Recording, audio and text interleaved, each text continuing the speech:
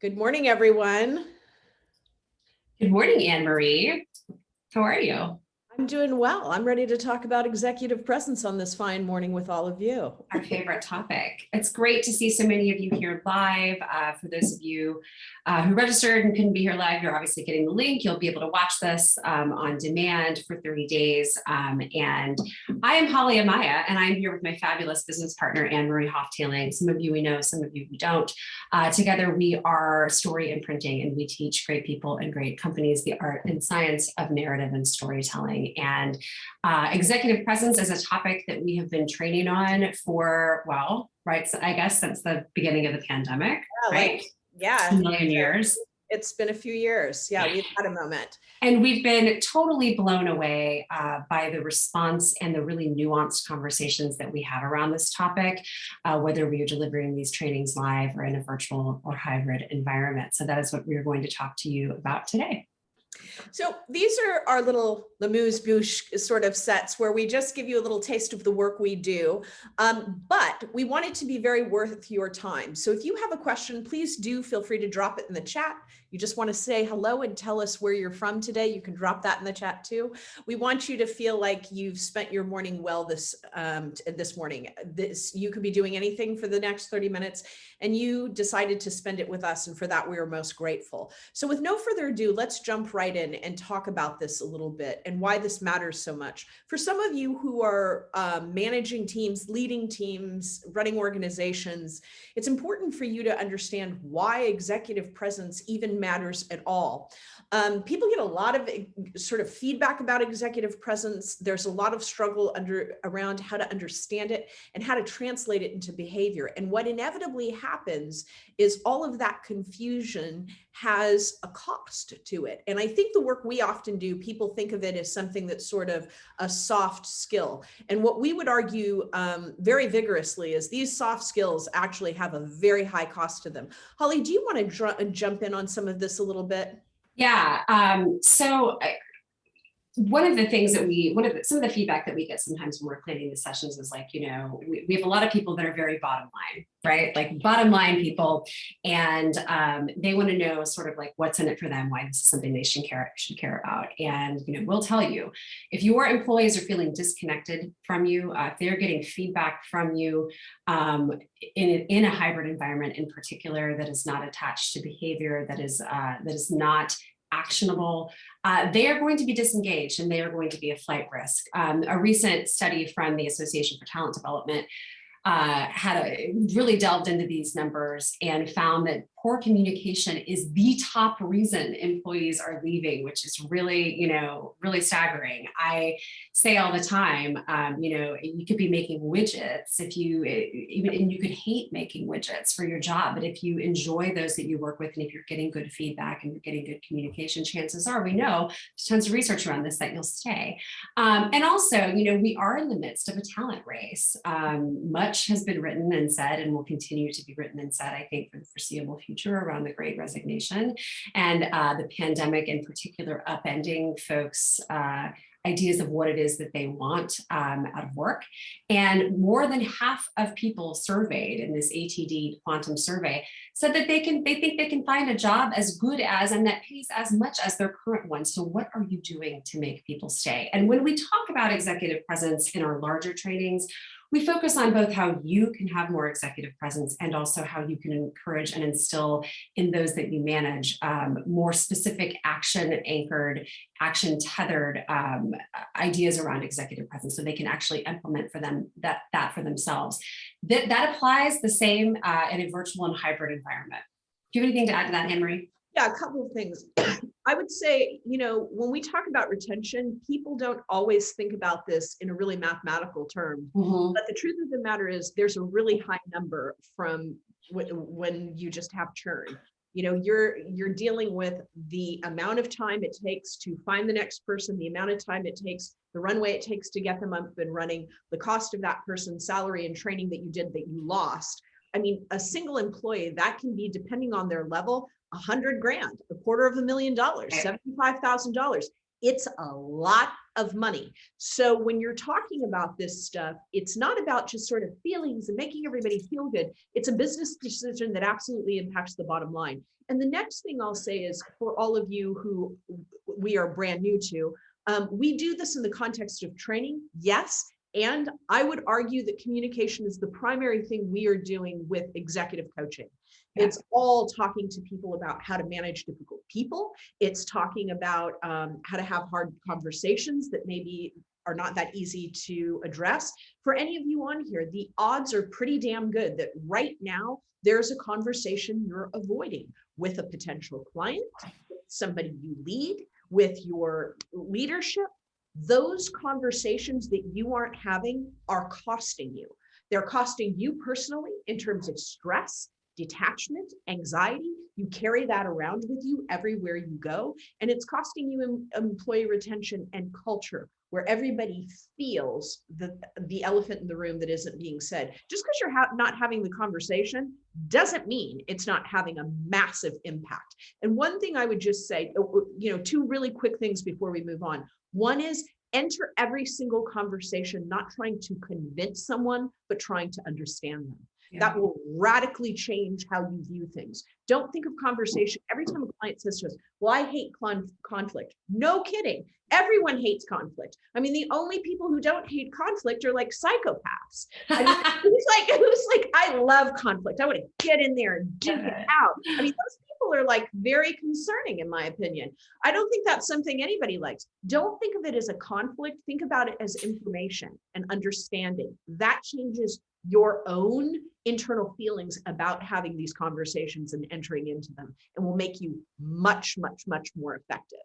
One thing that I would add to that, and when you join our virtual trainings when Anne Marie and I are together, or when we do these little short webinars, you'll see it's very much a conversation between the two of us. And frequently we'll deliver these trainings and be like, oh, we never thought of that. That new thing that we talked about that came out during the training.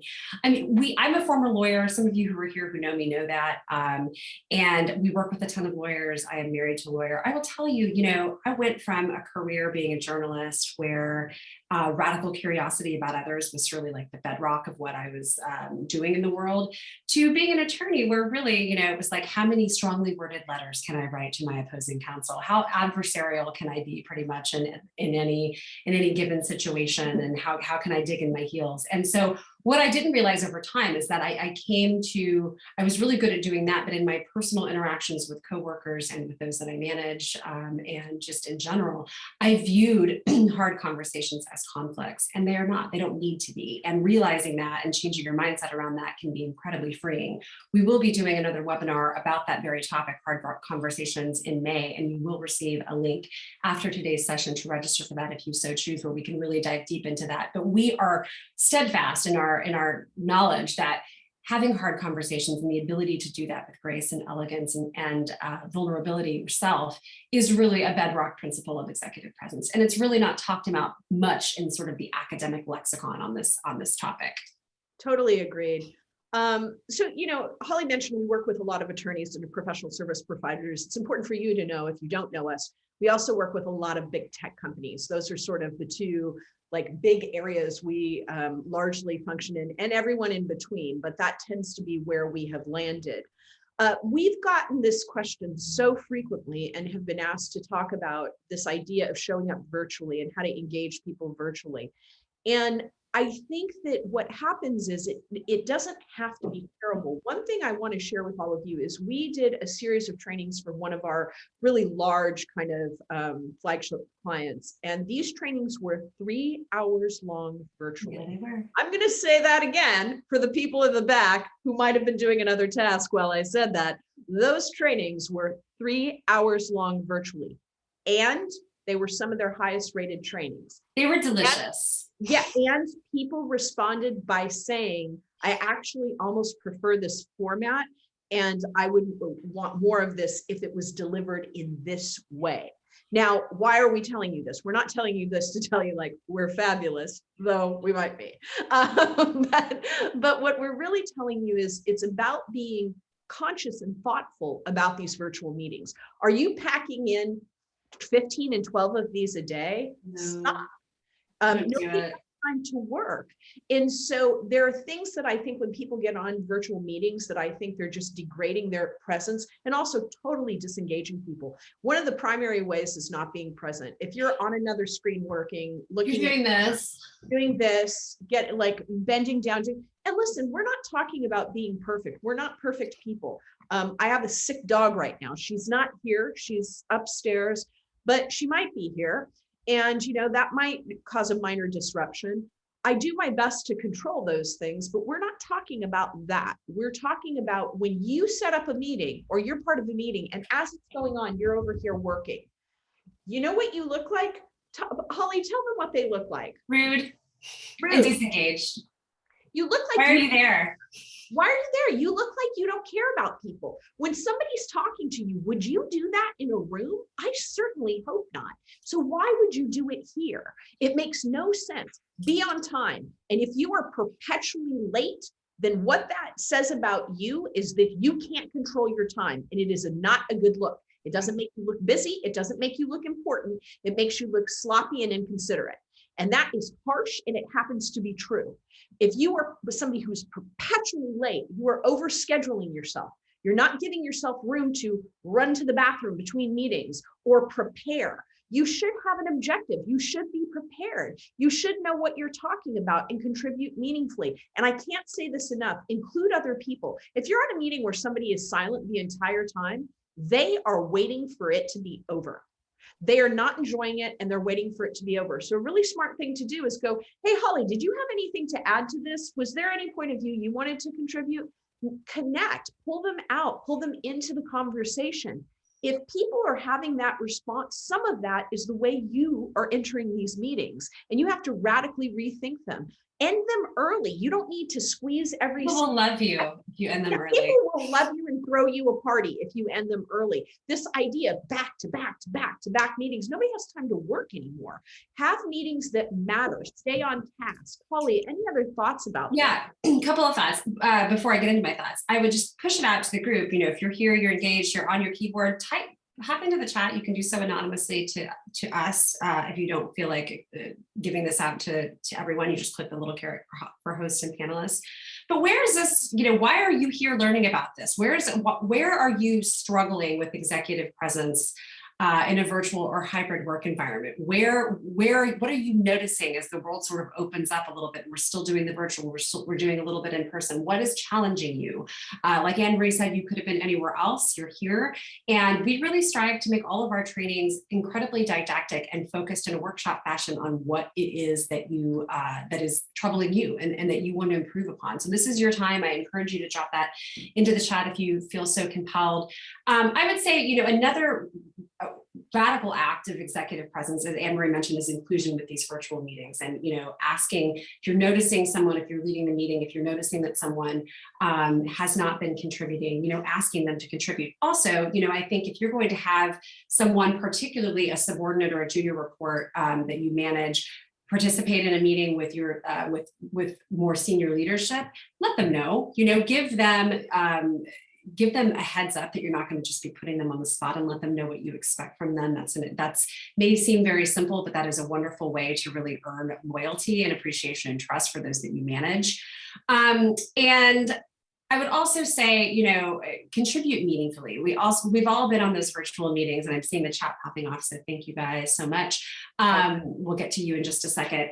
I see we've all been on those meetings where someone just feels like they need to say something for the sake of saying something, and it's like so shamey and uncomfortable, and it just goes on and uncomfortably a long time. You know, don't be that person. When you're contributing, contribute meaningfully. Also, another way to really express your executive presence in a virtual environment is if you see someone being interrupted, don't let that stand. And Anne-Marie, I don't think you said this already, did you? I'm sorry, I was looking at the chat. You did not. Okay. Anne-Marie is really great at this, and I learned this trick from her. So, you know, if we're in a meeting and she sees someone is getting trampled over or interrupted, she will just hold up one finger, never a hand, right? Because a hand is too aggressive. And she'll say, hey, God, I don't think Holly was finished. Holly, would you like to, finish what it was that you were saying? And she does that even if it's, this happens on client meetings, I mean, but this is an incredible, that's just part of her value system. And it's a really easy way to show leadership and inclusion in a very small but meaningful way. Okay, we have lots of questions, so I'm gonna have lots of questions, so let's get at them. You want to go look at them? Shoot them at me, Holly. Shoot them I'm at gonna me. shoot them at you. Okay, so someone is saying that they struggle with feeling as though they can't connect as effectively virtually as in person. So one thing I would say is change your belief system around that. That's just something you believe. Like, and you get to change and decide about that. I don't feel that way at all. I feel that I have the capacity to connect with any human. I have talked to people on the phone I've never met before, and those people became clients after a 15-minute call. I have spoken to people through Zoom when they are having the worst day of their life, and it absolutely, high quality coaching can be done. So some of it is around radically addressing your own cognitive belief system, like, oh, Zoom is just terrible and it's harder. If you believe that, it's going to be terrible and harder. You have to radically reimagine it and instead think, this can be a really valuable, useful way to connect to somebody meaningfully. How do I enter this differently?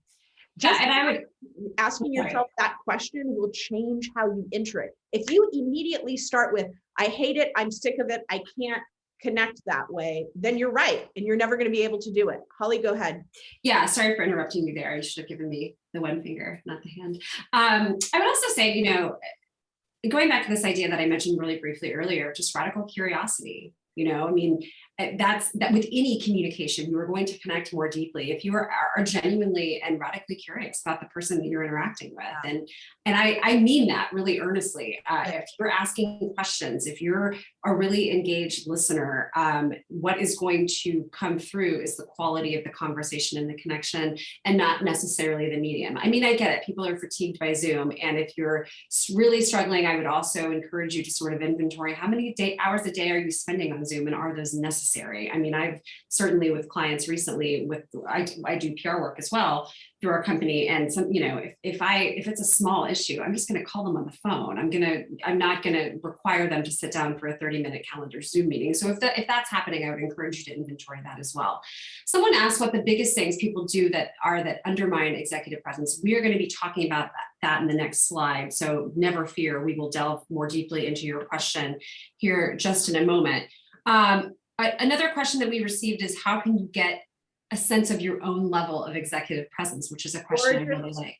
Gorgeous question. And one thing I would say is, there are a couple things I would say. Number one, do not think of executive presence in this old kind of paradigm of like, I'm wearing, a Brooks Brothers suit and I have a strong handshake and a straight spine and a shiny pearly white smile. I want you to think of executive presence about how you make other people feel. And I'm going to say that one more time. It's how you leave people. When people feel good in your presence, that is executive presence. And who cares what you're wearing? And who cares if about all those other things? Those things are great to have. That's fine. But that isn't what matters. You can have all of those things and make people feel terrible. And that is not leadership. And that is not executive presence. And another thing I would really want to say to you is, ask for critical feedback. If somebody's giving you wishy-washy feedback, like you need to step up, you need more swagger, you need more, don't be so aggressive.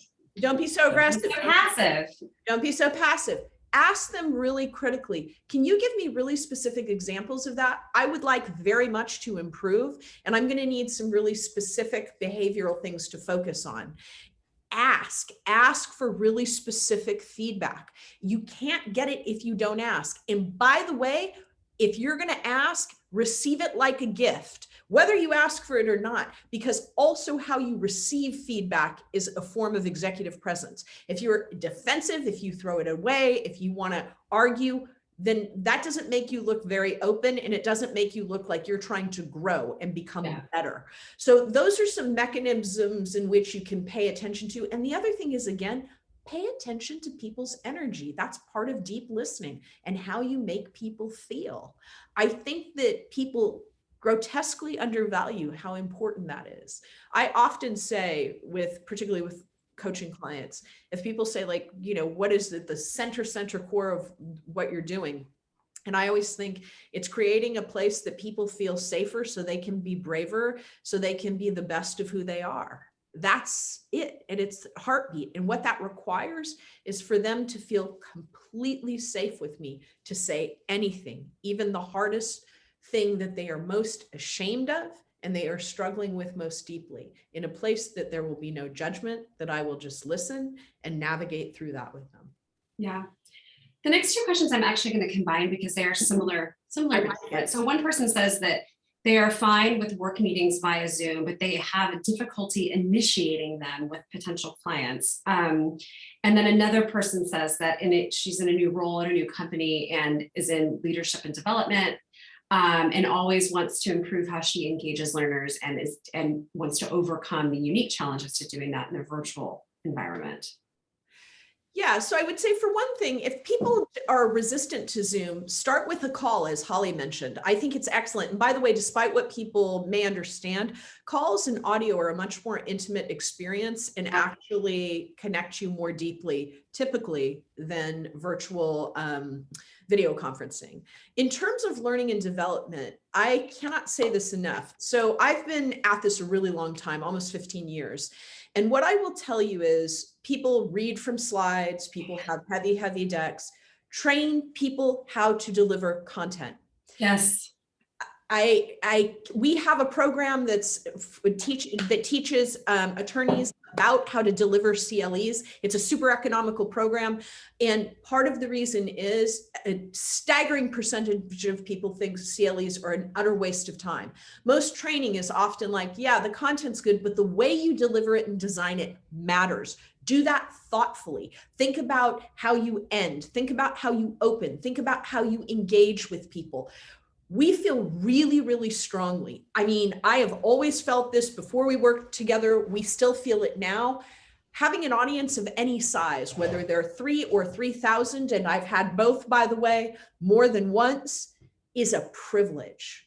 And we had better remember that that's a privilege and walk into it thinking, our goal is to make this the absolute best experience they've ever had in a training context. That's the goal every single time. I don't care who they are. I don't care how many they are. It's a privilege to have people's attention, and you should never waste it. And you should never fly by the seat of your pants. You should prepare appropriately and treat them with that level of respect. And I'm very proud of the fact to say this. We are typically the highest rated training every time we do a conference or a large group training, almost universally. It doesn't matter, every single time. And I say that, and it may sound like bragging to you, but that's because immediately when we end this webinar, we will literally get on a call and say, what do you think went well? What do you think went less well? And we're totally open with one another and said, I didn't love when you said that, say this instead of that. We're constantly trying to make it better. Yeah. And I think, so we've gotten some confidential questions that have come into just us about how, it's scary to ask for feedback. It's scary. And I totally see you, person who said that. I have really, over the last decade, I would say, had to really radically adjust my relationship with feedback and to really view it as the gift that it is, even though you're going to get some garbage with the gift, right? Like not all feedback is going to be actionable or great, but really as a tool to better myself, but we've all got our stuff that we bring to this type of to this topic, and for me, I've talked about this in trainings, it was coming from a culture in which I needed to be the absolute best to get out of a not great home life situation. And I needed to be perfect. I needed to be impenetrable. And so I viewed any feedback as, the bullet that could pierce the armor and show everyone that I was like a total fraud, right? So like, there's our therapy session for the day, guys. But, that was really my belief system, right? And so it really, what it did though, holding on to that fiercely, really kept me from advancing and really stepping into positions of leadership that I was ready for. But that I was sort of keeping myself bound, if that makes sense. So I know that it's scary to ask, but it's like, I would say also what I say to my children when they're telling me that something is scary, I'm like, what's the worst that could happen? Honestly, what's the worst thing that could happen? The person could tell you no, the person could tell you something that you don't want to hear. The person could be mean. Okay, you move on. That's a moment. That doesn't define you. Anne-Marie, do you have anything to add to that? Yeah, think of feedback as a free education to excellence, because that's what it is. Yeah. And women and people of color get less critical feedback. And that's why it's so important, because when you don't get it, what's happening is you can't grow. A lot of the people we work with are in the C-suite or their director level, and they don't get a lot of feedback, and important feedback that's going to help them advance. Part of why they hire us is because we're going to tell them the truth. That's what we're there to do. So when you see feedback as just information, it's just information, then you can change how you react to it. If it feels like it's criticism, then that's painful. But it doesn't have to be criticism. It can just be information that makes you better. So these are some just really quick things, but very, very important things. Stop apologizing excessively for things that are not your fault. I mean, people are like, oh, I'm so sorry that you flew in when the weather isn't great. I mean, do you control the weather? Are you that powerful? Are you talking about me? I will tell you something a client said that I thought was really helpful to people who apologize excessively. She says that excessive apologizing takes up so much space that it's like I'm now having to deal with all of your apologizing, and it really degrades your sort of, not just your presence, but now it's like I'm having to take care of you because you're apologizing constantly and constantly. I would love it if in this session you thought of a conversation you're avoiding that you're going to go in and have. That is among the most important critical things you can do. Don't over communicate in email or in person. I mean, I'm going to give you this, and I just, I want to explain that kind of stuff again, just degrades and compromises your own feedback. And, stop throwing compliments away. Just say thank you. You accept compliments and feedback the same, just say thank you. But these kinds of things get in your way. It takes a long time to get better at these things. I'm not young, y'all. I'm 52 years old. I'm still working on this all of the time, and I probably will until I die. We do the best we can, but your awareness will help you get there faster. These are kind of our 3 things in 30 days. And I'm just going to leave them up here. And while anybody has any last minute questions, please drop them in the chat or comments about today's short, brief session. You will be invited to more of these. I would also like to tell you that if you are interested in learning more about our training or our individual coaching, please reach out to us. We will happily send you a digital brochure that explains what we do and the cost. So if those things are of interest to you. And finally, I'm just going to end on talking about somebody I used to work with, a man named Alex DeLuna. And one of the things Alex did for me once is, I mean, how many of you have children on this call? Like, how many of you have kids? And if you do have kids, how many of you have had to bring your kids to work, not because it was bring your kid to work day, but because like you had nowhere to take the last 2 years of my life. I mean, they're always coming to work. Always at work with us. Well, I had to bring my older son, Jackson, who is now a grown man, to work one day, and Alex was this like fabulous, shiny superstar kind of man. And when I brought Jackson in, I did what every mother does and said, sit here, don't make a sound. I want you to just be here, and I'm going to buy you a car and anything you want after this, if you can manage that. And it was a big deal because Jackson was always in motion, and he was somebody who was, constantly physically everywhere. And I turn around to go to Alex's office, and he says, oh, who is this? And I'm like, oh, it's nothing. Let's just keep going. Nothing to see here. And he goes, hello, my name is Alex DeLuna, and who are you? And Jackson said, my name is Jackson Leake, and I'm Anne-Marie Hoftailing's son, and I have to sit here for 45 minutes and be silent and not move. Thank you, son. And Alex says, oh, no, no, no. you must join our meeting. And I'm thinking, oh, no, no, no, no. This is like absolutely not going to happen. And he said, no, no, I insist. And in we walk to Alex's gorgeous office while I am like sweating, praying that Jackson doesn't do anything like pick his nose or break anything, or the myriad of potential opportunities. And Alex sits back and he says, thank you so much for joining us today, Jackson. He said, I don't know if you know this, but you are very lucky to be here today. Do you know why? He said, because your mother is brilliant. And today you get to see her work, and you will never forget this. Alex was right. Jackson never forgot it. And what I want you to know is it cost Alex nothing to make me look good in front of my child. He not only did not shame me, he is not a person who has children or ever will. He made me look good in front of my kid. We are all wildly powerful, and you have a choice to make people look better and to elevate them or to diminish them. And when we say that executive presence is about the way you make people feel, Alex made me feel good about being a single working mother, and that is no small task. So with that said, we thank you all for being here. Holly, do you have any other thoughts, questions, comments, things to share with our— I mean, how do you follow a great ending story like that? You just don't. You say, thank you so much, everyone. And you'll be getting an email from us with a link to this recording if you would like to review it, as well as links to register for our next ones if you so choose. And in closing, we hope that you're just good to one another and you go ahead and have a great week. We'll see you next time. Thanks, Anne Marie.